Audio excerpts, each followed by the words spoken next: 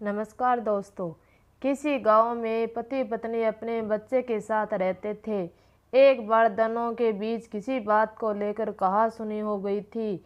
सुनी इस कदर तक बढ़ गई कि दोनों ने आपस में बात करना ही छोड़ दिया था। दिन बीता, महीना बीता, पर दोनों में किसी न किसी भी एक दूसरे से बातचीत नहीं करते थे।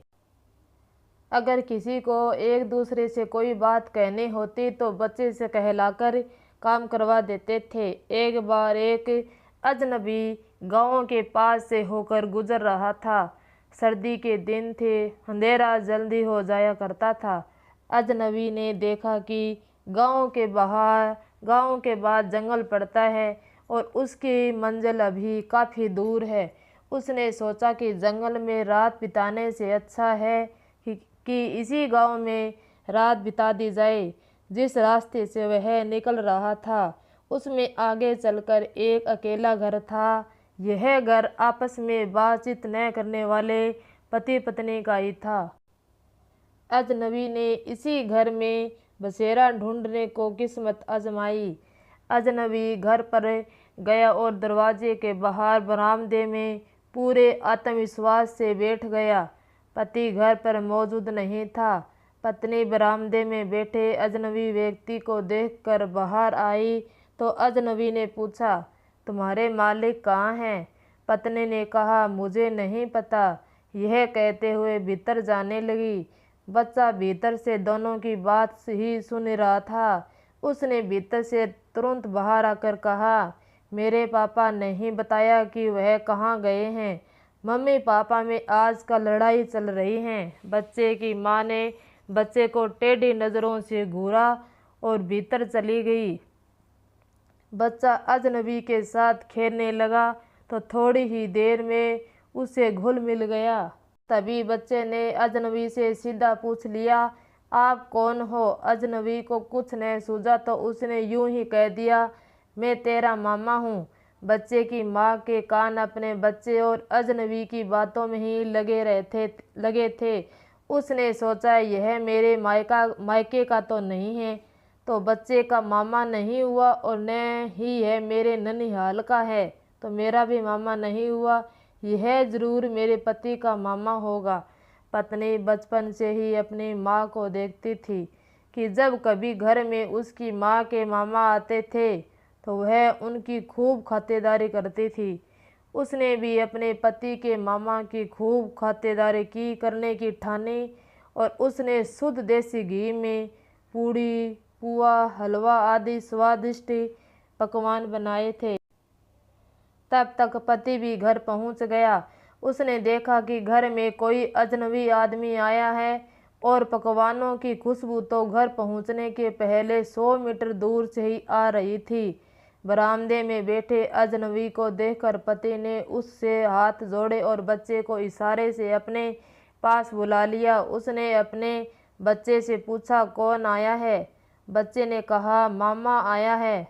उसने अपने बच्चे से कहा, मैं तुम्हारी मम्मी के भाई को जानता हूँ। यह तुम्हारा मामा नहीं है, यह अवश्य तुम्हारे मम्मी का मामा है। बच्चा चुप रहा। आदमी अपनी पत्नी से पूछने की हिम्मत न रख सका। पर खातिरदारी देखकर उसने खुद ही तय कर लिया कि अजनबी उसकी पत्नी का मामा ही होगा। यह सोचकर पति ने अजनबी के पास जाकर उसके हालचाल जाने। एक के बाद एक बात चली। अजनबी थोड़ा ज़्यादा चालाक था। सो खाना आने तक उसने आदमी को उसका परिचय पूछने का मौका ही नहीं दिया। आदमी को शानदार भोजन परोसा गया। लजीज खाने के बाद उसने लंबे सफ़र के चलते थकान की बात कही और सोने के लिए जगह पूछी।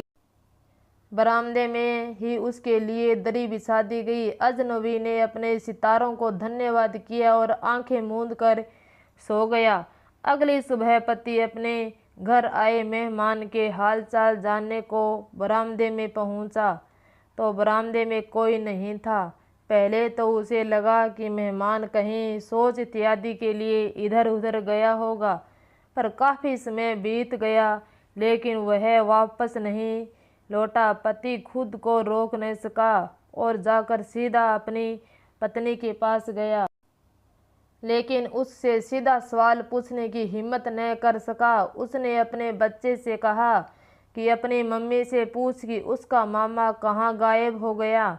उसकी पत्नी ने जब यह सुना तो वह गुस्से से भड़क उठी और कहने लगी, माना कि हमारे बीच झगड़ा जरूर हुआ है, पर उसके बदले क्या तुम मुझे इस तरह सुनाओगे। पति को कुछ समझ नहीं आया और कहने लगा, इसमें सुनाने वाली क्या बात है। पत्नी ने जवाब दिया, मेरे मामा सालों पहले मर चुके हैं।